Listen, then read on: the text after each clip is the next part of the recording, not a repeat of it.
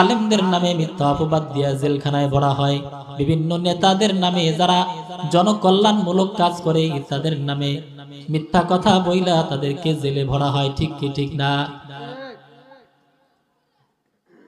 আজকে সমাজে জবানের দ্বারায়, এই জবানের ফিতনার দ্বারায় মানুষ অনেক বড় ক্ষতিগ্রস্ত হয়ে থাকে। মানুষ মানুষের সঙ্গে মারামারি করে থাকে, মানুষ মানুষের সঙ্গে খুনাখুনি করে থাকে। এই জবানের দ্বারায় অন্যায় করে একটা বস্তু, সেটা হলো জবান। অন্যায় করে শুধুমাত্র জবানে, জবান দ্বারা মিথ্যা কথা বলছে, অথচ বন্ধু বন্ধুর সাথে মারামারি লেগে গেছে। জবান দ্বারা মিথ্যা কথা বলেছে, জবান দ্বারা সর্বদাই গীবত করা হয়।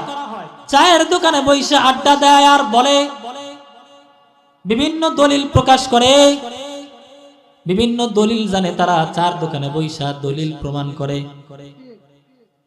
এইটার দলিল জানে, ওইটার দলিল জানে। অনেক বড় বড় মুফতি সাহেবেরা, হুজুরের এইটা হয় না, ওইটা হয় না, সমাজের মাতুব্বরের ওইটা হয় না, এটা হয় না, আমি হইলে এইটা পারতাম, ওইটা পারতাম। কি বলেন, ঠিক কিনা? জবানের দ্বারাই মানুষ অহরহ গুনাহের কাজ করে থাকে। সারা রাত জিকির করে, সারা রাত নামাজ পড়ে, সারাদিন নফল রোজা রাখে, কিন্তু দিনের বেলায় বা সন্ধ্যার পরে যখন চায়ের দোকানে বসে, বিকাল বেলায় যখন চায়ের আড্ডায় বসে, মানুষের নামে গীবত করতে করতে যত আমল করছে সব নষ্ট করে ফেলায়। ঠিক না?